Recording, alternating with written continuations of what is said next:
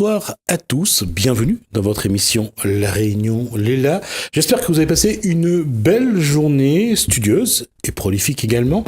Pour ce début de soirée, nous vous proposons à travers le projet chantier de Moulins-Joly de la Possession de mieux cerner l'aménagement sur le territoire communal. Comment la municipalité de la Possession et la CEDRE, Société d'équipement du département de la Réunion, travaillent et répondent de manière pratique et efficace aux attentes d'une population croissante et également exigeante en matière de logement et de l'amélioration optimale de leur cadre de vie. Et pour ce faire, nous recevons ce soir 4 invités, 3 sont déjà sur le plateau. Honneur aux dames. Vanessa Miranville, bonsoir. Maire de la Possession. Émilie Bonin, employé au centre social donc de Moulins-Joly, et monsieur Philippe Lapierre, directeur général de la CEDRE. Bonsoir également. Là, on aura tout à l'heure monsieur Gomez, donc architecte. On verra avec lui aussi la poursuite du projet. Alors, bonsoir à vous. Là, entre les chantiers de cœur de ville, y compris bien sûr la future canopée, et la livraison des différents tranches de travaux de Moulins-Joly, la Possession se projette depuis des années déjà vers demain. Vanessa Miranville, comment une maire et sa majorité municipale doivent penser l'aménagement du territoire communal ? Alors on doit le penser bien évidemment à long terme, parce qu'une fois qu'on a aménagé, qu'on a construit ici des logements, là des voiries, il ne s'agit pas de se dire zut, ça n'était pas comme ça qu'il fallait faire, il faut tout recommencer, bien évidemment. Ensuite, on doit le penser avec l'optique de répondre aux besoins et au quotidien des habitants et ici des possessionnés. Donc faire en sorte que ce qu'on fait vraiment soit pratique au quotidien, corresponde par exemple aux besoins de pouvoir emmener les enfants à l'école, si possible à pied, pour éviter les embouteillages qui malheureusement engorgent la Possession dès à présent. Faire en sorte qu'on puisse faire ses courses à pied, faire en sorte qu'on puisse avoir du travail, si possible, à proximité, faire en sorte qu'on ait aussi de l'animation de quartier, de la vie sociale, du lien social, pour vraiment que chacun trouve son épanouissement. Philippe Lapierre, qu'est-ce qui a évolué en bien ou en mal dans votre mission justement d'aménagement ? Alors peut-être d'abord en mal.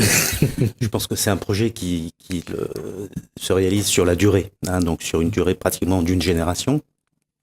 Ça veut dire que au départ on était devant une feuille blanche dans la mesure où le site n'était pas occupé en dehors du secteur de la RHI, donc on a conçu un projet.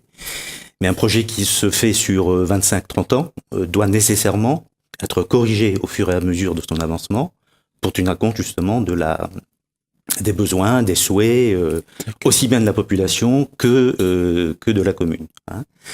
Un autre élément peut-être qui explique le fait qu'on ait dû prolonger la durée de la concession, c'est le fait qu'on est sur une maîtrise de foncière partielle, c'est-à-dire que nous avons acheté l'objectif dans le cadre d'une opération de ce type, c'est d'acquérir le foncier, de l'aménager et ensuite de construire les équipements, les logements, les services, etc.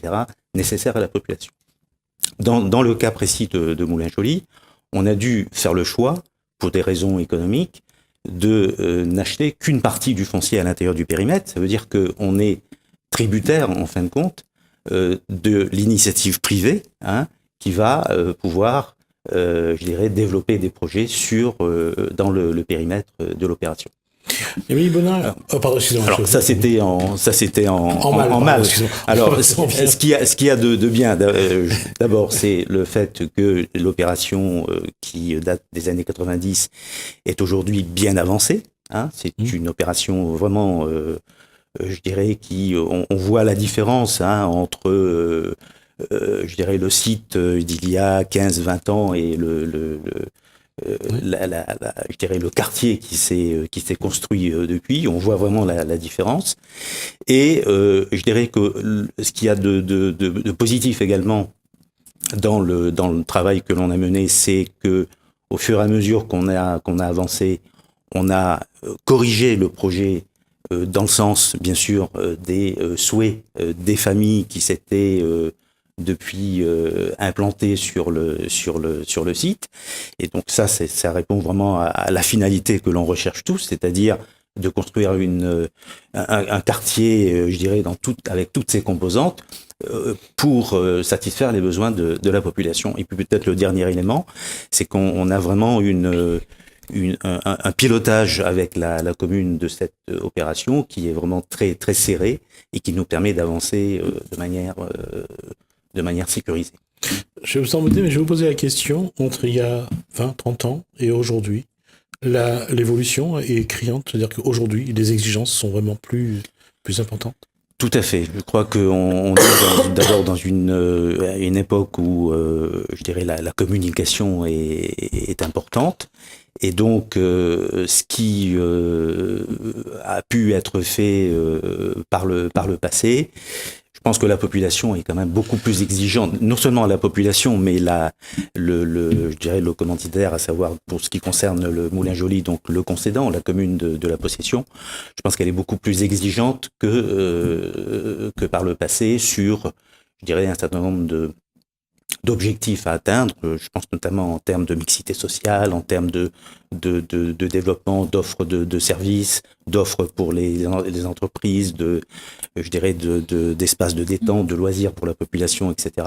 Donc ça, c'est vraiment un élément à prendre en compte qui complexifie bien sûr le travail que nous avons à réaliser, mais qui répond vraiment à la finalité qui est recherchée. D'accord. Émilie Bonin, vous êtes donc employée au centre social. Pour l'heure, si globalement, on va pas rentrer en détail, on va détailler au fur et à mesure, mais globalement, le sentiment de la population au sein de ce quartier aujourd'hui, de ce qui se fait. Leur sentiment, c'est qu'il y a surtout beaucoup de travaux. Donc, ils voient bien que, effectivement, tous les jours, il y a les camions, les tracteurs et tout. Ils ont le sentiment que le quartier bouge, en tout cas. Mais ils ont aussi ils sont un peu en manque d'espoir parce qu'ils se demandent à chaque fois quand est-ce que ça va se terminer, quelles vont être les répercussions encore sur notre vie quotidienne. Enfin voilà, concrètement, c'est vraiment c'est sur le plan de la vie quotidienne. Par exemple, voilà, les mères qui vont nous dire c'est compliqué de faire dormir les enfants l'après-midi quand il y a les travaux à côté. Voilà. C'est vraiment un épuisement par rapport aux travaux. En tout cas, ils ont hâte que ça se termine. Je pense, ce sentiment, je crois qu'on le partage tous, effectivement. C'est aujourd'hui un vaste chantier. Et pour les personnes qui ne sont pas forcément impliquées dans la conception et la réalisation de ce projet, ces personnes ont du mal à se projeter dans l'avenir et à imaginer ce que sera ce quartier une fois terminé. Et bon, c'est le sens un petit peu de notre présence aujourd'hui, c'est de communiquer davantage sur le projet.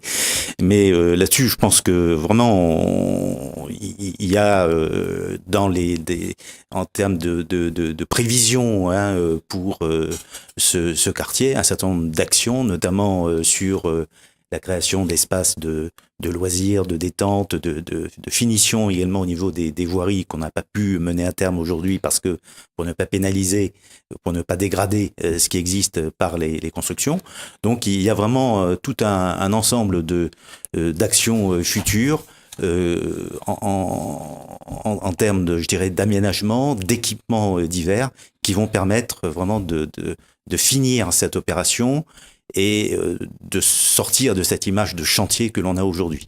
Bon, il reste, on est en 2018, 2024, c'est la clôture de l'opération. L'objectif qu'on se donne, c'est effectivement dans les 5 ou 6 années qui viennent, de terminer le chantier au profit, bien sûr, des habitants et conformément je dirais, à l'image qu'on leur présente aujourd'hui. Proximité, mixité sociale, lieu d'éducation, liens sociaux, organismes divers, artisans, forains, commerce de proximité, sites de sport, culture et loisirs, lieu de vie pour valides, personnes âgées ou personnes en situation de handicap. Finalement, je vous pose la question, bien sûr, à vous deux, Vanessa Miranville et Philippe Lapierre. Loger aujourd'hui, loger la population, c'est construire des petites villes dans la ville finalement. Oui. En fait, pour être sur le sujet précédent, on essaye de dire aux personnes, bien sûr que c'est compliqué d'habiter au milieu d'un chantier, mais en même temps, les personnes qui viennent à Moulins-Joly, souvent c'est parce qu'elles avaient un problème de logement.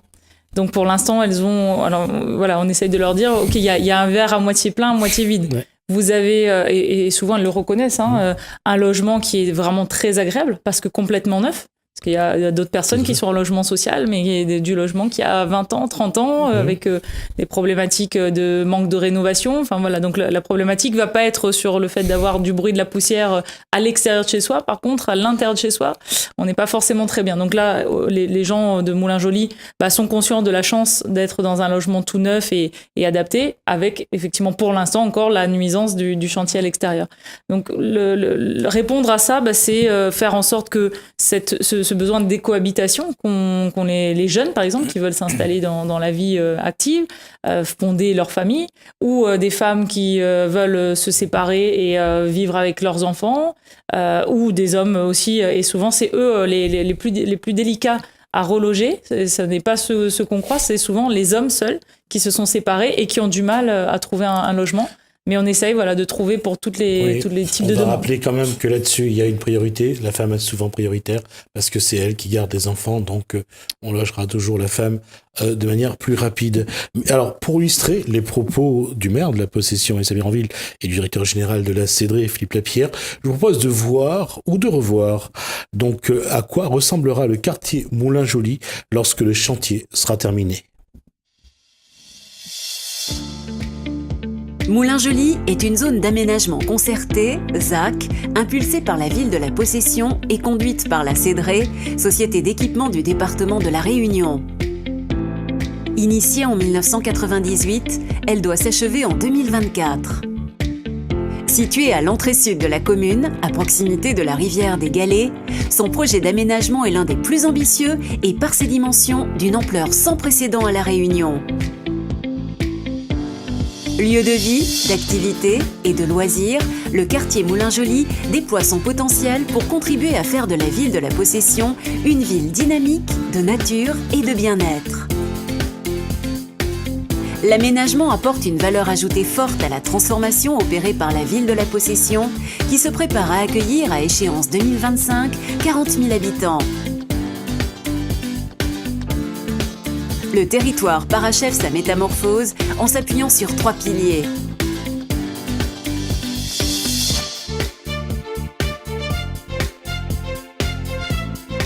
Accessible et agréable à vivre, le quartier Moulins-Joly vise à répondre aux besoins en logement découlant du fort dynamisme démographique que connaît la ville de la Possession.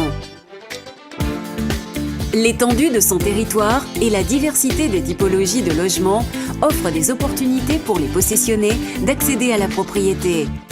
Parcelles situées sur les mi-pentes du quartier, logements en collectif ou semi-collectif, maisons individuelles, la vocation résidentielle de Moulins-Joly est désormais bien affirmée.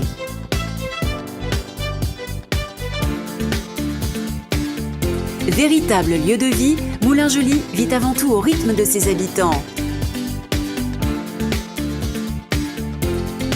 Les aménagements paysagers et urbains en cours de réalisation dans le quartier visent à apporter confort, sécurité et douceur de vivre.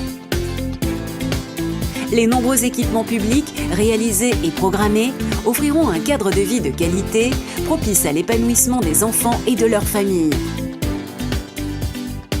Le quartier bénéficie également d'infrastructures publiques et de services, notamment de santé, qui structurent l'offre du territoire et créent un vrai esprit de quartier.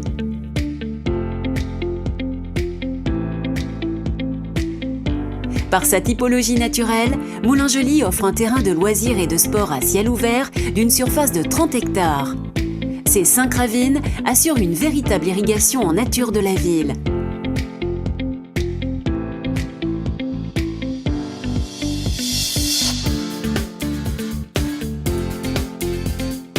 Une offre sportive et de loisirs structure le quartier qui se destine ainsi à devenir une terre de loisirs et de nature pour la Possession et au-delà. Les voies piétonnes, les pistes cyclables, les jardins potagers, les aires de jeu contribuent à asseoir cette ambition et affirment la vocation de Moulins-Joly d'être le poumon vert de la ville de la Possession.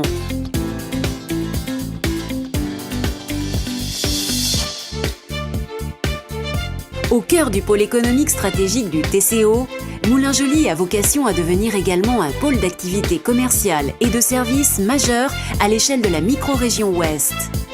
Sa localisation stratégique et son dynamisme offrent des opportunités économiques aux possessionnés. Moulins-Joly fait le pari du renforcement et du développement du commerce de proximité pour les habitants du quartier.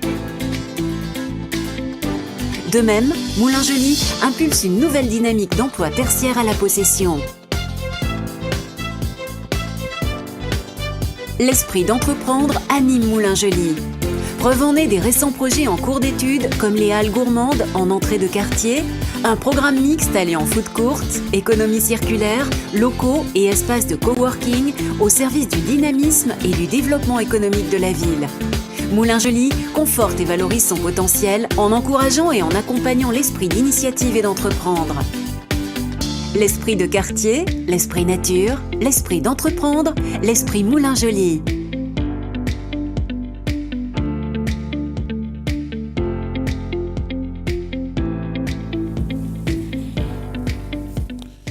Une question à vous quatre. D'abord, bonsoir, monsieur Axel Gomez, donc architecte.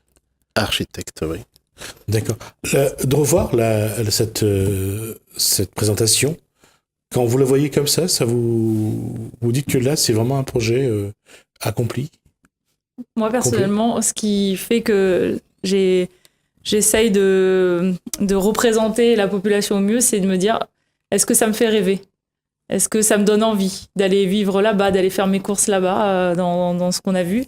Et oui, la réponse est oui. Donc voilà, je suis vraiment très, très contente du résultat qu'on a réussi à matérialiser. Parce qu'en fait, ce qui manque souvent, effectivement, les gens sont au milieu du chantier. Ce qu'ils ont besoin de voir, c'est à quoi ça va ressembler et dans combien de temps. Et que ce soit pas, quand je dis un rêve, mais un rêve dont on sait qu'il va se concrétiser rapidement dans les années à venir. Ça ne traîne pas trop au niveau des travaux. Émilie Belin, donc je disais que vous êtes donc employée au centre social de Moulins-Joly. Globalement, les gens, quand ils viennent vous voir, parce que j'ai pu voir que vous auriez été confesseuse, je pense que vous auriez eu autant de succès. Les gens, en tout cas, non, c'est vrai, j'ai assisté, en tout cas, ça se passe très bien, autour d'un café, les discussions, les femmes débarquent généralement avec leur enfant, c'est quelque chose que on voit vraiment de vrais échanges. Et on l'a vu avec les femmes qu'on a pu rencontrer. Mais ma question, c'est aujourd'hui, quel est l'état d'esprit finalement? De dire que c'est encore long pour les travaux ou de dire finalement, peut-être qu'au bout, c'est comme disait Vanessa Miranville, ça peut faire rêver ou ça fait rêver? Concrètement, quand on est arrivé sur le quartier, quand l'équipe du centre social a commencé de s'installer sur le quartier, et puis voilà, de ce qui est ressorti du projet social et du diagnostic social, voilà, les gens voulaient quitter le quartier, il n'y avait pas de sentiment d'appartenance au niveau du quartier de Moulins-Joly. Et je pense que c'est encore un sentiment assez prédominant au niveau du quartier. Mais aujourd'hui, on entend lors de nos échanges, nos ateliers avec les mamans, avec les parents, les papas aussi, parce qu'on a aussi des papas qui viennent nous voir au centre social. Finalement, ils se disent si on va mettre en place le centre social, s'il va y avoir des activités, peut-être que finalement, je veux bien rester dans le quartier. Finalement, je veux plus partir. Voilà, donc c'est vraiment un lieu, en fait, on va recueillir en fait leurs demandes et puis on va surtout les écouter parce que le centre social, c'est surtout un lieu d'écoute. Et puis les aider en tout cas à se projeter, à discuter avec eux sur le projet du quartier. Et surtout, et c'est pour ça que le centre social est un magnifique outil au niveau de ce quartier, c'est que c'est leur place, quelle place ils vont prendre eux dans leur futur quartier, comment ils vont s'intégrer, qu'est-ce qu'ils vont amener, quelles vont être leurs pierres à l'édifice. Donc c'est vrai que là maintenant on entend de plus en plus finalement je veux bien rester à Moulins-Joly, je suis déçue je suis vraiment je suis peinée parce que peut-être que je vais quitter le quartier parce que j'ai fait une demande de mutation, mais quand je vois tout ce qu'il y a maintenant, voilà. on garde cette prédominance au niveau, on n'a pas encore cet attachement au quartier, et c'est vrai que nous, au niveau de l'équipe du centre social, on se questionne sur le processus d'appropriation du logement, comment s'est passé ce processus d'appropriation au niveau du quartier de Moulin-Joly, et voilà, on essaie en tout cas de recueillir quelques éléments pour essayer de comprendre comment s'est passé ce processus en fait. Processus d'appropriation, c'est... Justement, comment les gens nous disent, ils ne viennent pas, on a eu comme info, oui, de toute façon c'est des cages à lapins, on ne vient pas ici juste pour dormir. Je ne veux pas payer un loyer que pour dormir. Je veux habiter dans mon logement et à l'heure actuelle, je n'arrive pas à habiter dans mon logement. Donc voilà, qu'est-ce qui fait que voilà, on se sent pas chez soi, on s'approprie pas son lieu de vie. Voilà, ce qui ressort, c'est cages à lapins et c'est que on veut pas être dans une cité dortoir. Et à côté de ça, ils viennent nous en parler et aussi, ils se disent, qu'est-ce que je peux faire moi pour justement ne plus avoir ce sentiment-là. Donc, et le fait juste de venir au centre social, de venir chercher les informations, de venir nous faire part aussi de leurs difficultés avec le bailleur ou quoi que ce soit de communication, voilà, au moins ils sortent de chez eux, ils font déjà un premier pas pour essayer de voir comment ils peuvent porter leur pierre à l'édifice. Alors, je vais vous faire écouter 2 témoignages, Rosalène Déliron et Philippe Pink. Alors, Philippe Pink, c'est un artiste de la possession. Il a fait une chanson, entre autres, une vidéo sur Dodane. Je ne sais pas si Vanessa Miranville elle a eu l'occasion d'écouter et de voir. Il a aussi sorti une score dance, d'ailleurs. J'ai veillé à ce que tout soit dedans, c'est-à-dire qu'on ne soit pas des petits bouts qu'on colle, mais c'est vraiment leur sentiment. Donc on va écouter Rosalène Déliron et Philippe Pink. Depuis que le petit, comment vous l'avez vu évoluer Moulin-Joly? Depuis moi t'es petit, m'a grandi, moi t'es passe toujours dans le quartier Moulin-Joly à d'égalité là. C'était là, il y a une petite boîte là, pas rien. Des arbres, des petites maisons en tôle, tout ça. Aujourd'hui, il a commencé à dire, il fait des immeubles, il s'est construit pour les gens de la possession. Mais après, petit pas, il a commencé. Et après, moi, dans mon vie, moi, j'habite Sainte-Thérèse avant. Comme elle a divorcé, elle a dit, il va appartement, mais elle m'a pas cherché où ça. Mais par hasard, que la dernière moitié est là. Et m'a accepté tout de suite parce que moi, n'importe où dans la possession, je peux habiter. Mais à condition, là, les choses évoluent mieux encore. On a déjà 5 ans, elle est là, 6 ans. Et elle était bien au début, elle était super, elle était calme. Mais là, elle commence à construire des apparats devant. Et là, elle est différent parce qu'il n'y a plus de repères qui sont des visualités de la nature, tout ça. Et après, on a un problème sur le parking qu'ils ont construit. En fin de compte, c'est sous-sol. Ça, nous le rayonner. Pourquoi faire un affaire sous-sol? D'ici, notre chemin à l'endroit pour faire. Ils n'ont pas fait là-dessus et là, il y a beaucoup de problèmes. Ça, par contre, tout le monde n'est pas d'accord. Là, il paye une taxe en plus avec CDR, mais même le tour là, dans les herbes. Parce que dessous a été brûlé. De l'eau la pète dessous partout, voilà, il passe dessous, il passe là, il passe plus dessous. Ou tout ça normal?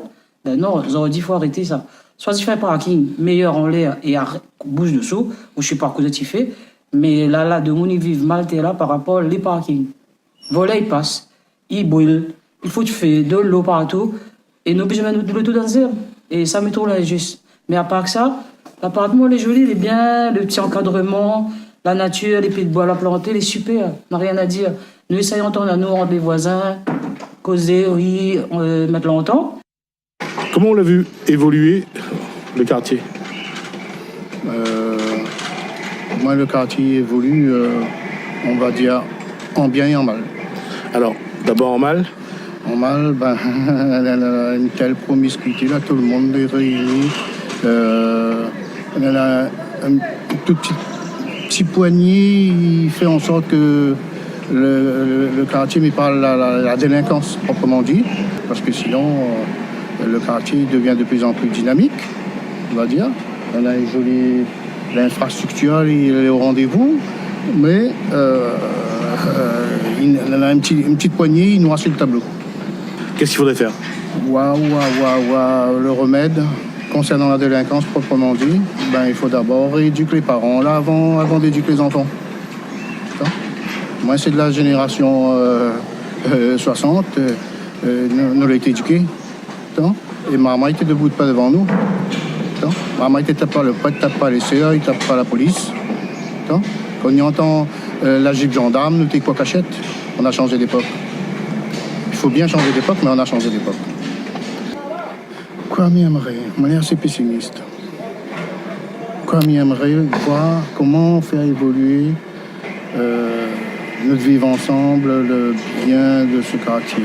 Comment Kwame aimerait voir que ce quartier évolue. C'est une drôle de question. Hein. Alors, c'est comment trouver une bonne réponse positive à ça. Franchement, on ne l'a pas. Il veut bien me chercher, mais il ne trouve pas. Question, j'ai effectivement un Philippine, je l'ai reçu aussi également en tant qu'artiste, c'est que il cherche à ne pas trop mettre l'huile sur le feu parce qu'on le voit, il dit toujours c'est un petit poignet, une petite poignée de personnes qui créent souvent le malaise. Ça, on le voit dans beaucoup de quartiers. Et j'allais revenir à trois points, Émilie Bonin. L'éducation, l'animation, la sécurité. Les 3 éléments que vous entendez le plus souvent? Oui, effectivement. La sécurité surtout. La sécurité des enfants. Les mamans s'inquiètent beaucoup de la sécurité des enfants par rapport aux voitures qui passent, par rapport aux travaux ou quoi que ce soit. Et puis, au niveau de l'éducation, il y a aussi cette inquiétude-là, avec, notamment par rapport à la place de l'école au quotidien, ne serait-ce que de ne pas être dans la même école du quartier, ça les pèse aussi, mais la relation à l'école aussi. Voilà. Donc, et c'est vrai qu'au niveau du centre social, on veut pouvoir proposer un lieu neutre où justement l'école puisse rencontrer les familles et puisse discuter sans jugement, de façon totalement neutre, quoi. La question à Vanessa Béranville, donc, et à Philippe Lapierre. Alors, pour vous, l'équation est toujours la même, c'est-à-dire comment faire cohabiter et vivre ensemble, finalement, des habitants dans une mixité sociale. C'est tout le challenge. Ouais. Il faut bien comprendre l'histoire de l'urbanisme à La Réunion. Avant, chacun avait sa petite case à terre. On n'était pas très nombreux. On pouvait du coup avoir beaucoup de pieds de bois, comme Rosalène l'a dit, tout autour de chez soi. Et sauf que de plus en plus, les gens ont choisi de construire un peu dans les mi-pentes, dans les hauts. On a grignoté les terres agricoles, on a grignoté les espaces naturels. Et le développement durable de La Réunion ne peut pas se faire comme ça. Parce que amener les réseaux d'eau, les réseaux électriques, les réseaux de transport en commun dans les mi-pentes et dans les hauts coûte des fortunes aux collectivités. Et du coup, c'est de l'argent qu'on ne peut pas mettre sur des choses qui sont essentielles, comme par exemple l'animation sociale, l'éducation, etc. Donc, c'est pour cela que les ZAC existent. C'est pour dire, on est capable, alors c'est le pari qu'on fait, on est capable de faire vivre les gens en ville, dans les bas, avec du coup tous les réseaux accessibles, mais en même temps de ne pas tomber dans les problématiques de la ville, c'est-à-dire la promiscuité, les incivilités, la délinquance, etc. Alors c'est un pari très complexe à réussir. Donc c'est pour cela que le faire un quartier comme Moulin-Joly, ça consiste pas juste à construire, ça consiste aussi à animer le quartier. Par exemple, le centre social, c'est sa vocation, justement pour faire que le message soit passé autant aux enfants, aux ados qu'aux parents sur les questions de comment on vit ensemble, comment on met pas sa musique à 120 décibels parce qu'on a envie, et oui, mais il y a des voisins. Comment on laisse pas ses enfants jouer et faire beaucoup de bruit, parfois un peu tard le soir, et ça gêne aussi les voisins. Comment on évite que des voitures soient brûlées dans les parkings en sous-sol. Voilà, toutes ces questions-là, on n'a pas toutes les réponses. Souvent, les gens se tournent vers les pouvoirs publics pour trouver des solutions, mais malheureusement, la solution, elle est un petit peu dans les mains de chacun, du vivre ensemble et du respect les uns des autres. Oui, alors pour revenir sur ce que disait la dame dans l'interview tout à l'heure par rapport au logement, nous avons une autre casquette. Nous sommes aménageurs, mais nous sommes également bailleurs sociaux. Donc nous avons produit et livré un certain nombre de logements sur Moulin-Joly, très récemment, un peu plus de 220 logements. Et ce que l'on constate, c'est que il y a vraiment une très forte attractivité de Moulin-Joly. C'est-à-dire qu'on n'a pas eu de difficulté à trouver des locataires pour habiter dans ces logements. On a même dû faire une sélection. Donc il y a une forte attractivité. Le retour que nous avons de nos locataires, c'est plutôt positif, sauf effectivement cette question de parking souterrain. Mais comme l'a dit Madame Miranville tout à l'heure, on est vraiment dans une île où l'espace est rare. Le foncier est rare, et donc La contrainte que nous avons, c'est d'utiliser au mieux cet espace. C'est la raison pour laquelle nous ne réalisons pas, dans la mesure du possible, bien sûr, de parking aérien, mais des parkings sous bâtiment ou des parkings souterrains. Par contre, ça nécessite de la part des bailleurs, et c'est un point sur lequel on se penche actuellement, que ce soit la CEDRE ou les autres bailleurs sociaux à travers l'ARMOS, c'est voir comment effectivement régler trouver une solution à cette situation, parce que le Réunionnais, on l'a bien dit, aime bien sa voiture, il veut avoir une vue directe sur sa voiture lorsqu'il est sur son balcon, et c'est vrai que les incivilités, même si elles sont rares et ponctuelles, cassent un petit peu ça gâche un peu le plaisir. Tout à fait. Et moi, je profite pour rebondir sur ce que dit Monsieur Lapierre, c'est que dans le reportage, la même dame qui se plaignait à la fois des parkings qui sont incendiés ou qui sont vandalisés en sous-sol du bâtiment, s'accommodait aussi de la nature qu'elle avait autour, du paysage qu'elle avait autour. Donc moi, avec la casquette architecte, oui, parce qu'elle disait que forcément, on construit trop et on est en train de lui voler sa nature. Oui, non, mais on lui a permis surtout dans Moulin-Joli peut-être d'enfuir les voitures, de les faire disparaître, mais elle a une qualité qui fait ressortir peut-être le plus d'espace vert possible et le plus de vision vers un développement qui fait fi de la voiture. Donc il y avait l'intérêt de la vision qu'elle avait, qui lui plaisait, et le désagrément, mais qui passe par l'apprentissage de nouveaux modes de vie et qui permet d'enfuir les parkings en sous-sol. Pour rebondir, oui, voilà. C'est vrai que cette question de parking en sous-sol, je ne pense pas que ce soit uniquement et typiquement réunionnais. On le voit également en région parisienne où, effectivement, lorsque les parkings ne sont pas sécurisés, les locataires ne mettent pas leur voiture dans le parking. Donc c'est vrai que là, sur Moulin-Joli, il y a eu certains faits lorsque les habitants sont arrivés dans le quartier qui fait que les habitants ne se sentent plus en sécurité dans les parkings. Et pour y avoir été, même en pleine journée, effectivement, on ressent un sentiment d'insécurité quand on arrive dans le parking. Donc oui, je pense qu'effectivement, c'est même pas une question de voir son véhicule, c'est vraiment est-ce que ma voiture est en sécurité dans ce parking? Alors c'est vrai que certains bailleurs ont proposé des méthodes qui sont encore à l'étude, enfin voilà. Donc c'est une des attentes aussi des locataires, c'est assurer leur sécurité dans les parkings. Voilà. Mais je vis en appartement et j'ai ma voiture qui est au sous-sol.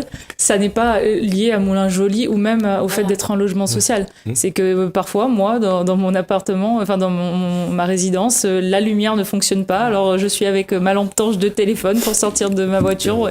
Et oui, et je me dis, j'espère qu'il n'y a personne entre la voiture et l'ascenseur.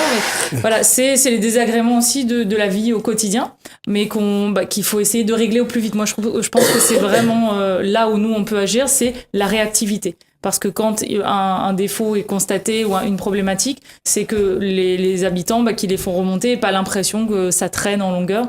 Et c'est parfois toute la difficulté, moi je dis honnêtement, qu'on peut avoir même nous mairie, avec entre guillemets le poids qu'on essaye d'y mettre au nom des citoyens, avec certains bailleurs qui laissent un peu traîner.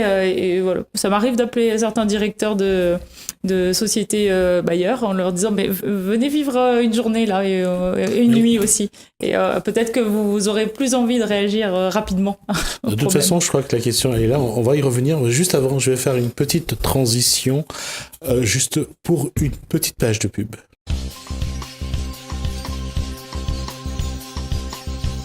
Donc retour sur le plateau, je rappelle donc que nous sommes en compagnie de Vanessa Miranville, maire de la Possession, d'Émilie Bonin, employée au centre social de Moulin-Joli, de Philippe Lapierre, directeur général de la CEDRE, et de Alex ou Axel, j'ai eu des bêtises, Axel Gomez, architecte 3AG, je crois, c'est ça. Donc on parle de ce projet chantier de Moulin-Joli. On en est arrivé à parler de discuter, mais la question que je voulais aussi poser, c'est les espaces de vie qu'il est nécessaire aujourd'hui de créer. On va regarder quelques images pour voir un petit peu ce qui ce qui peut se faire justement sur ce site. En même temps, je pose la question. Voilà, les espaces sont là, ça c'est déjà on l'a vu tout à l'heure, mais on va voir d'autres images. C'est ça aussi qu'attendent Émilie Bonin, c'est ce qu'attendent aussi les gens de Moulin-Joli, avoir des espaces de vie. Oui, surtout pour les enfants, faire une des problématiques qui revient en termes d'incivilité entre voisins, c'est voilà, les enfants qui jouent dans le couloir, qui jouent à la trottinette, et souvent les parents nous disent, mais en même temps, ils n'ont pas de lieu pour jouer, et de lieu en tout cas à proximité où on peut les emmener, où on peut... Enfin, voilà, donc c'est vrai que le parc de loisirs est très attendu par les habitants de Moulins-Joly. Et puis, enfin voilà, quelque chose qui soit assez accessible. Effectivement, il y a des équipements de proximité. Oui, Donc, on le voit là, on voit donc voilà. le terrain de tennis, on voit bien aussi, bon, j'ai repris les éléments qui est sur le film de tout à l'heure, mais il y a également d'autres espaces que vous allez voir. Bon, là, c'est pour se muscler. Je sais pas qui c'est. Allez-y. Oui, alors dans la vidéo, il y a effectivement je dirais des images réelles, Ouais. et des images de synthèse, Ouais. en fait, qui sont des montages pour permettre de visualiser ce que seront ces Ça sera espaces plus tard. Ça, c'est les espaces Et qui existent déjà. Voilà, ça, ce sont des espaces qui existent déjà, effectivement. Ouais. Mais vous avez, comme on l'a vu tout à l'heure, vous avez 5 ravines qui irriguent Tout à fait. tout le Je l'ai fait aussi, ouais. secteur de Moulins-Joly. C'est une opération vraiment d'envergure sur 172 hectares. Et l'objectif, enfin je dirais la réalisation phare un petit peu de cette opération, mais malheureusement ça va intervenir à la fin pour des raisons dans lesquelles je ne rentrerai pas, problème d'équilibre du bilan financier de l'opération. C'est un équipement, ce vaste, je dirais, terrain de sport, de loisirs, de détente, de 30 hectares. Donc c'est vraiment très très important en termes de volume, d'espace qui sera utilisé par les habitants, qui va être aménagé avec des espaces, avec des pistes VTT, des sentiers pour rejoindre Sainte-Thérèse et au-delà aller à Mafat, des plaines de jeux. Vraiment, c'est vraiment le projet sur lequel nous travaillons pour consolider, je dirais, cette fonction du quartier, fonction nature, bien-être, détente. Alors, avant de... Juste, je précise que les premiers équipements qui vont venir dès l'année 2019, c'est une aire de jeu pour les enfants, parce que voilà, ça, on le sait, c'est vraiment ce qui est attendu, et un skatepark pour les ados. Parce que ça aussi, c'est une attente très forte, justement, pour éviter que les trottinettes, ce soit dans le couloir, mais que ce soit sur un espace bien dédié. Donc, ces deux équipements-là sont prévus dès l'année prochaine. Voilà, je pose la question maintenant, puisque ça a bien envie d'aborder le sujet. C'est que maintenant, dans ce genre de cadre de vie, comme Moulins-Joly, Axel Gomez, je pose la question en tant qu'architecte, il faut vraiment penser à l'endroit où ils vont s'asseoir, boire un verre, s'asseoir pour échanger, faire du sport. Et ça, c'est quelque chose que l'architecte doit vraiment mettre dans sa tête au moment où il dessine les... Oui, forcément et obligatoirement. Aujourd'hui, on parle de Smart City. C'est des villes qui sont prépensées avec tous les dispositifs qui sont à pied des logements et qui permettent aux habitants de ne pas que dormir, mais de vivre. Donc forcément, on a peut-être commencé Moulins-Joly par la cité dortoir, allons le dire, mais il y a aujourd'hui toute la réflexion qui accompagne, et pour rattraper peut-être ce qu'on n'a pas fait initialement, créer des espaces de vie autour des habitations. Alors, les habitations ont pris le pas sur les espaces de vie, mais il y a nombre de dispositifs qui sont en cours et qui sont pensés pour ces habitants-là. Alors, je vous propose juste on va regarder un espace de vie, c'est le jardin partagé, avec donc Nathan Tayama de l'association En Graines Couleurs, donc il apporte sa contribution à la création donc d'un espace de vie, le jardin partagé. Quoi au plan dans le jardin là-haut? Un truc que la famille peut nourrir, légumes, bread, piment, une affaire comestible. Et il y a quand même beaucoup de choses. Quoi ça y apporte à où de d'abord travailler la terre? La joie, et entre nous, on a beaucoup d'entente, et solidaire, quoi. À quelle heure on a beaucoup de monde dans ce jardin-là? Et surtout l'après-midi, vers 15h, comme il roule, jusqu'à 18h. Et parfois, il reste un petit peu plus, 19h30, 20h. Comment doit-tu vivre ensemble dans ce jardin-là? Collectivement, tout mettre la main ensemble et apporter des bonnes choses. Chacun y plante son légume, son fruit, chacun y mange, mais il partage. Il partage, chacun y goûte son petite affaire et tout tout avec, quoi. Beaucoup de choses. Et pour vous, ce jardin, il aide à créer la solidarité entre les habitants Moulin-Joly? Ah oui, ben, ça permet de connaître un peu qui habite un peu par là-bas, qui par là-bas. Ben, on connaît un peu, pas tout seul. Quand vous arrivez dans le jardin, comment ils communiquent, comment ils causent, comment ils partagent?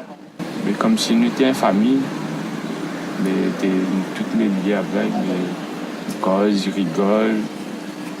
Et après, pour dire oui, ça, ils causent sur l'autre, bien à faire là, comme ils rasent, après ça.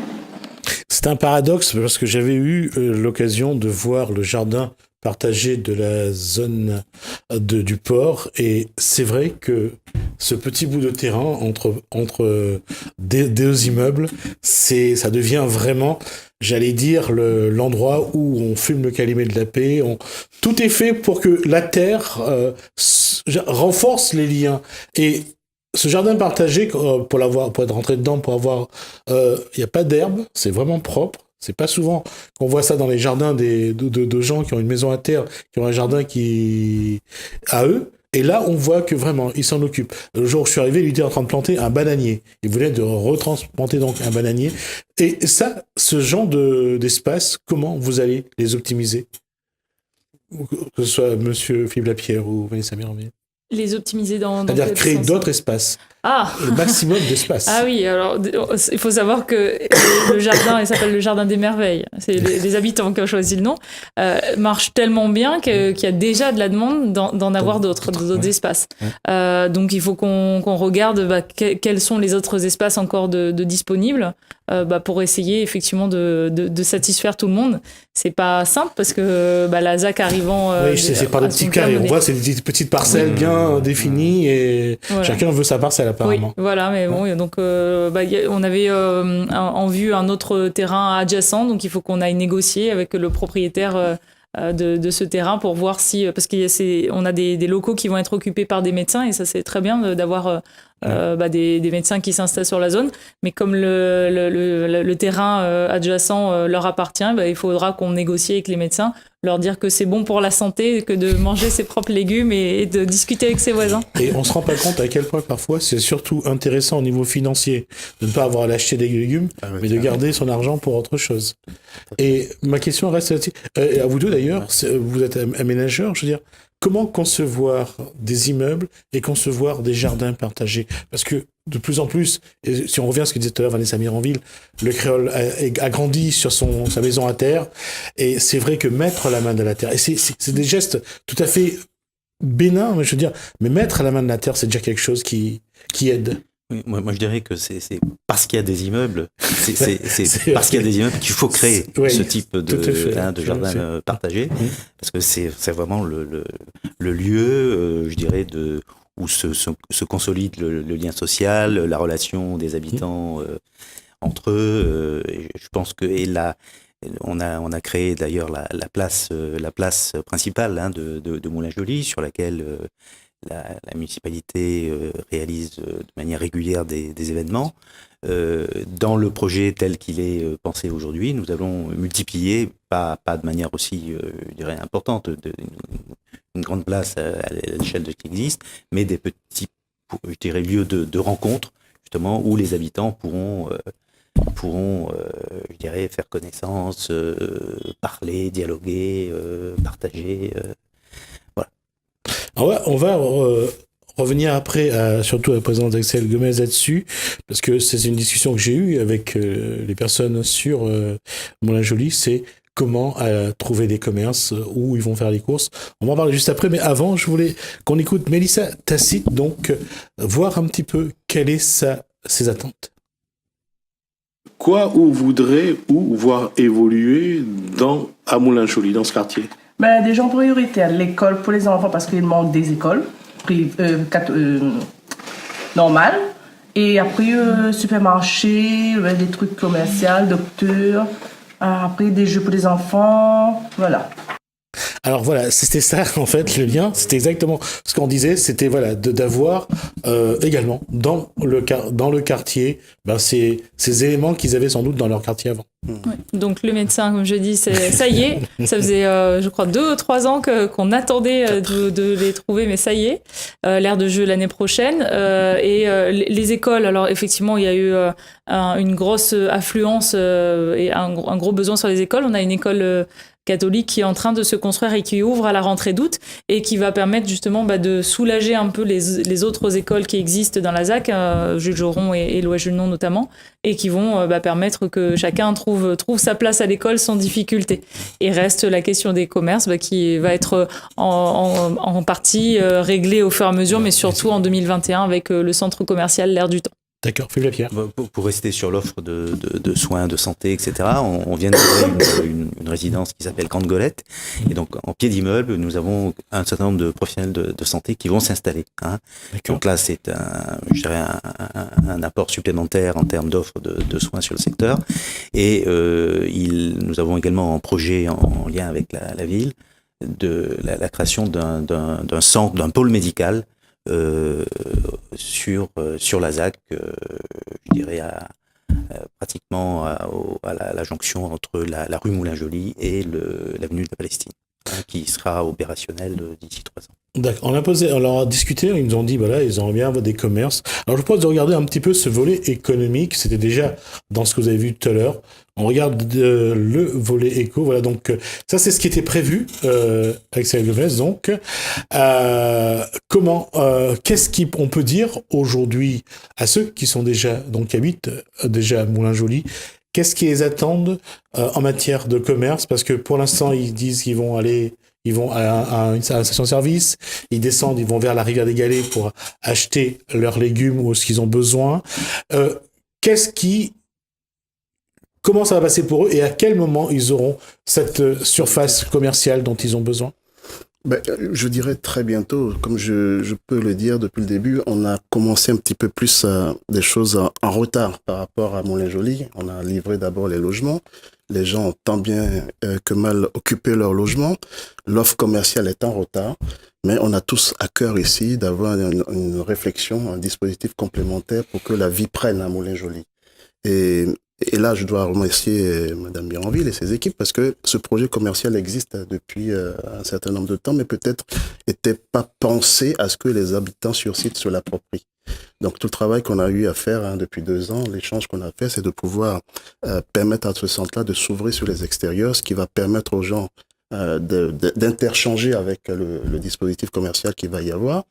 L'important n'est pas là de créer véritablement un centre commercial. On en a besoin. On a besoin de surfaces alimentaires, des boutiques. Donc, il faut les faire et les faire de façon qualitative par rapport au site.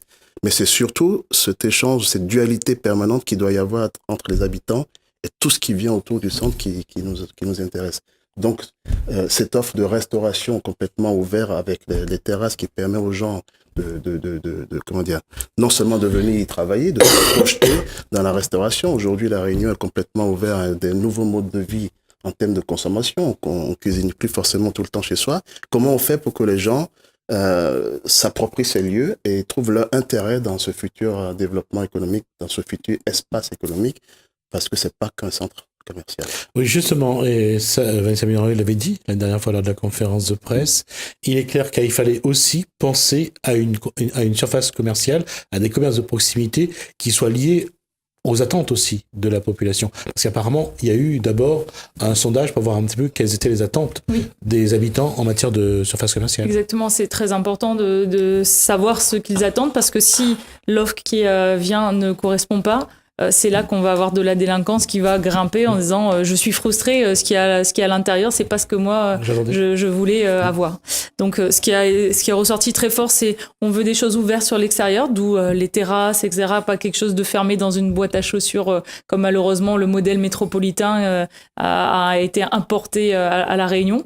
On est à La Réunion, il fait beau, il fait chaud, on veut pas être avec de l'éclairage artificiel tout le temps et non, on veut être sur l'extérieur. Donc ça, également, on veut des nouvelles marques, on veut des nouveaux magasins, on veut pas celui qu'on trouve de l'autre côté de la Cadoie à Jumbo, voire même ceux qu'on trouve à Saint-Leu ou à Sainte-Marie. On veut des choses qui attirent notre curiosité, qui nous fassent découvrir d'autres marques. Et donc ça aussi, on y travaille. Et on veut des loisirs. Des loisirs parce que on a une population assez jeune, dynamique à la possession. Moi, personnellement, je vois quand j'ai envie de sortir boire un verre avec mes amis ou aller au restaurant ou faire une petite partie de bowling ou aller danser un peu. Et à moins d'aller à Saint-Denis ou à Saint-Gilles, on n'a pas plus près. Alors là, on a prévu ça, bar lounge, bowling, pour que vraiment il y ait pour tous les goûts. Thématique sport également, parce que le sport de pleine nature est une thématique phare pour la possession et trouver cette mixité entre des produits abordables justement pour toutes les personnes qui sont en logement social et qui habitent à proximité, mais aussi des choses un peu de luxe, dégriffées pour une autre population qui est aussi à la possession. On a quand même la population avec le revenu moyen le plus élevé de toute l'île, donc ils ont aussi des attentes. Donc voilà, en offrir vraiment pour tous les goûts. Ces attentes, ces doléances de la population, est-ce que ça, j'allais dire, augmente le coût de ce chantier ou c'est un aménagement vraiment qui doit rentrer dans les attentes des... C'est un peu toute l'alchimie de l'architecte, c'est de savoir interpréter les doléances et créer des dispositifs qui font face sans qu'on s'envole, qu'on ait des coûts très, très onéreux. Mais là, je dirais aussi que pour le centre lui-même, la qualité de la surface alimentaire est importante. Donc, on a pris le temps de choisir quelqu'un qui, dans son ADN, est certes challenger dans la surface alimentaire aujourd'hui dans l'île, mais c'est surtout quelqu'un qui aime à travailler avec les populations sur site, qui aime apprendre les gens, à les former, à les prédisposer à des métiers à venir. C'est tout l'intérêt de ce qui se fait et c'est tout l'intérêt du temps qu'on a pris aussi pour revenir sur ce projet qui est aujourd'hui à horizon 2020-2021. J'insiste là-dessus, c'est important. À nouveau, si on veut pas de délinquance, il faut que la caissière, que le petit gars du quartier, il trouve de l'emploi dans l'espace commercial. Si c'est des gens qui viennent d'ailleurs, on va nous dire mais attendez, autant pour la construction après que pour le fonctionnement, les gens ne comprendront pas et vont se dire mais si c'est comme ça, je vais pas respecter quelque chose qui ne m'a pas respecté moi. Tout à fait. Et puis de toute façon, je pense que ce qu'il respecte, c'est lui d'abord. S'il est dedans, il va devoir même à contre-cœur, le respecter, ce qui lui appartient. Et je disais à Philippe Lapierre, c'est une nouvelle façon d'aménager. Comme on voit à Moulins-Joly. Aujourd'hui, il faut vraiment penser à adapter, comme disait Samir Revit tout à l'heure, sur les magasins, les marques, ce qu'attend le public. Et quelque part, est-ce que c'était pas une bonne idée ou une mauvaise idée, finalement, de faire venir d'abord la population et ensuite de leur demander qu'est-ce qu'ils veulent? Oui, effectivement. Je pense que c'est ce que je disais au départ. C'est-à-dire que c'est peut-être aussi cette manière de procéder qui fait qu'aujourd'hui, on n'est pas encore arrivé au bout du processus. C'est-à-dire que, effectivement, la population, elle est là, elle manifeste des souhaits, des besoins. À nous de trouver, aussi bien pouvoirs publics, aménageurs et investisseurs, à nous de trouver les bonnes réponses aux questions qui nous sont posées par la population. Et effectivement, ça complexifie un petit peu, je dirais, le travail, mais je crois que c'est comme ça qu'il faut faire. On n'a pas le choix.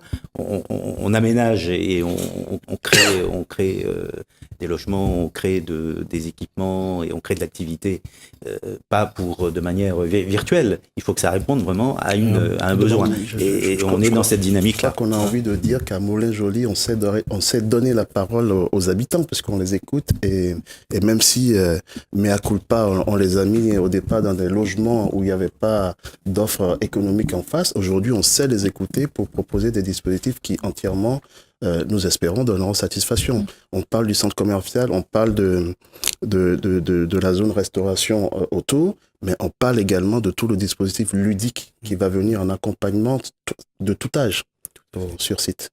J'ai envie de dire, pour reprendre une métaphore du commerce, c'est pas un quartier prêt-à-porter, c'est un quartier fait main sur mesure. Ouais, c'est pas mal. J'allais dire, Émilie Bonin, dans cette démarche-là, ce qu'il y a, c'est, pour vous qui êtes un petit peu au milieu, parce que vous devez être le relais de la communication, c'est l'impatience un petit peu quelque part aussi. C'est de dire, ils ne savent pas, mais ils veulent que ça aille plus vite. C'est pas vraiment l'impatience, je pense que c'est surtout aussi de voir concrètement ce que ça va apporter. Parce que le retour aussi qu'on a au niveau du terrain, c'est que ben voilà, on vient, on nous présente des choses, ça on a déjà fait, on nous dit de venir en réunion et puis finalement on voit pas les choses. Donc ça aille plus vite. Voilà, je pense que c'est vraiment pas que ça aille plus vite, mais ils ont besoin de voir par rapport aux emplois notamment. Oui, ils ont besoin de voir ça aussi, que le centre commercial va embaucher les gens de Moulins-Joly. Donc oui, il y a des attentes. Mais il y a un manque d'information peut-être aussi de notre part. Pour l'instant, on n'a pas plus dit que ça. Tout ce qu'on a travaillé dans chacun de nos bureaux. Aujourd'hui, c'est le projet voit le jour et commence par être sur la place publique. Donc il va y avoir toute la communication nécessaire autour pour dire aux gens ce qu'on a prépensé, dire aux gens qu'on a écouté leurs doléances quand on a eu à faire les enquêtes publiques, etc. Et donc, c'est un peu un manque de communication aujourd'hui qui fait que les gens ne savent pas tout le dispositif dont ils vont jouir bientôt. On va dire que l'architecte aime bien d'abord finir son projet, le voir bien avant de le montrer. Non, il aime bien surtout écouter parce que le projet architectural commence par l'écoute et ensuite à le traduire. Ouais. Après, j'aime beaucoup la citation. Ne vous demandez pas ce que votre pays peut faire pour vous, mais ce que vous pouvez faire pour votre pays. C'est tout le sens du centre social. C'est aussi de dire... Ok, on a effectivement peut-être mis du temps à communiquer sur les premiers éléments parce que c'est important aussi. Moi, j'ai déjà vécu des réunions où je vais et j'ai la liste entre guillemets au Père Noël. On voudrait un stade de foot, on voudrait ceci. Et quand c'est pas réalisable, c'est pas forcément une bonne chose, voilà, de laisser les gens rêver à des choses qui de toute façon seront pas possibles. Donc il faut quand même venir avec voilà, sans que ce soit le dessin final au millimètre près, mais quelque chose de prédessiné pour entendre les doléances et surtout les envies, les projets et comment les gens vont aussi participer à construire les choses. Le jardin partagé, si aujourd'hui on a ces belles photos et ces belles vidéos, c'est parce qu'il y a des gens qui ont mis les mains dans la terre et qui l'ont créé. Oui. Donc ça sera la même chose pour l'ensemble des équipements. Il faudra que chacun mette sa pierre à l'édifice, comme Émilie l'a dit. Alors la question c'est, est-ce qu'il y a un calendrier ? Est-ce qu'on a un calendrier pour la suite du projet, de ce projet chantier ? Le calendrier, c'est l'aboutissement en 2024, puisque c'est la fin de la concession. Nous avons, actuellement, il y a un certain nombre de projets, que ce soit de logement, de viabilisation de parcelles, de création d'équipements, de locaux à vocation économique, des ateliers, d'activités, etc., qui sont déjà identifiés. Pour ce qui concerne l'activité économique, nous avons actuellement 5 projets identifiés sur le secteur, avec un calendrier de réalisation qui va s'étaler en termes de livraison entre 2018 et 2020. Et nous aurons d'autres projets, bien sûr, notamment ceux qui vont émaner ou qui sont déjà en gestation de la part des investisseurs qui ont acheté leur foncier ou qui sont en train de négocier l'acquisition du foncier auprès d'autres propriétaires que l'aménageur. 2 dates importantes, je pense, c'est ce parc. Il va commencer dès l'année prochaine, 2019, comme je disais, avec aire de jeu et skatepark, sur à peu près 3-4 ans, jusqu'en 2022. Et l'espace commercial, moi je parle pas de centre, l'espace parce qu'il est ouvert commercial, livraison en 2021. Ça c'est des dates importantes et je pense qu'ils vont vraiment faire que le quartier va changer de visage. D'accord. Qu'est-ce que la population attend le plus, le parc ou bien la surface, la surface commerciale ? Les deux, parce que ça fait partie de la vie quotidienne. Donc oui, c'est vraiment les deux. Enfin, concrètement, les mamans nous disent, tout est lié. À l'école, elles ne peuvent plus donner de gâteaux ou quoi que ce soit, donc il faut des fruits et légumes. Donc, soit elles vont marcher le mercredi dans la ville voisine, soit elles attendent le samedi pour y aller. Si elles ont raté le bus, voilà. Les deux sont autant attendus. Tout ce qui tourne autour des enfants sont vraiment très, très attendus. C'est important ce que vous dites. Moi, je rebondis là-dessus parce qu'on va parler de déplacement aussi dans Moulins-Joly. Et le propre de ce centre-là aussi, c'est d'offrir une possibilité aux gens qui sont à proximité et immédiatement à pied de pouvoir commercer sans se déplacer en véhicule. Le propre de ce centre-là, c'est d'éviter aussi le déplacement des effets de masse d'une ville à l'autre, on l'a déjà dit. Donc, outre que de les occuper, de leur offrir quelque chose de qualitatif par rapport à leur lieu de vie, c'est aussi d'éviter à chaque fois le tout recours à la voiture pour les déplacements. On est arrivé au bout d'une heure, finalement. Je pensais que ça allait être un peu plus long, mais ça s'est passé très vite. À moins que vous ayez un mot à rajouter, pour vous, ce projet, c'est quelque chose qui ira à son terme sans problème. Pour vous? Il n'y a pas de raison, vu la synergie qui est créée entre la ville, l'aménageur, la Cédrée, les partenaires privés comme M. Gomez ou tous les autres, et les habitants qui, petit à petit, rentrent dans la participation à ce projet. Moi, je les invite juste, l'ensemble des habitants de Moulins-Joly, que ce soit ceux des logements sociaux ou des lotissements, etc., à vraiment venir au centre social, se faire inscrire pour participer à toutes les prochaines concertations qui auront lieu pour que ce projet aboutisse le mieux et le plus vite possible. Et la Pierre ? Oui, je crois que c'est objectif 2024. Donc, je crois que tout est en place. Les indicateurs sont au vert. Je pense que ça devrait pouvoir atteindre cet objectif sans trop de problèmes. D'accord. Moi, j'ajouterais qu'on aura à cœur de continuer à dialoguer avec les possessionnés. Et donc, on prendra date et rendez-vous avec eux pour une espèce de forum, on va dire, explicatif sur ce qu'il peut y avoir comme emploi, ce que c'est que l'espace commercial qu'on est en train de créer pour eux et les possibilités que les uns et les autres pourront avoir à travailler dans ce centre. Et Émilie Bonin, l'attente, ça sera donc d'être là, le relais entre tout ce monde et de dire voilà ce qui va se faire et le temps que ça va se faire. Oui, voilà, donc le relais entre les habitants et puis l'aménageur et la mairie, mais aussi le relais entre les bailleurs et les habitants également. Et puis on propose là, à partir du mois de juin des temps de façon régulière au niveau du centre social. Et le 26 juin, on accueillera l'équipe d'aménagement de la ZAC Moulins-Joly pour présenter en fait les différentes dates aux habitants. Donc voilà. D'accord. Merci. Merci en tout cas à Vanessa Miranville, donc maire de la Possession. Merci à Émilie Bonin du Centre Social. Merci à Philippe Lapierre, directeur général de la Cédrée. Merci Axel Gomez, donc 3AG architecte. Et désolé de nous avoir fait partir aussi loin. Merci à vous de nous avoir suivis. Merci pour votre fidélité, chers téléspectateurs. Merci également à Catherine Payette, à Brice Marquis-Sébi, donc de Strater. Merci à Lalanne, à François, toujours très efficace à la technique. Portez-vous bien. Bonsoir chez vous.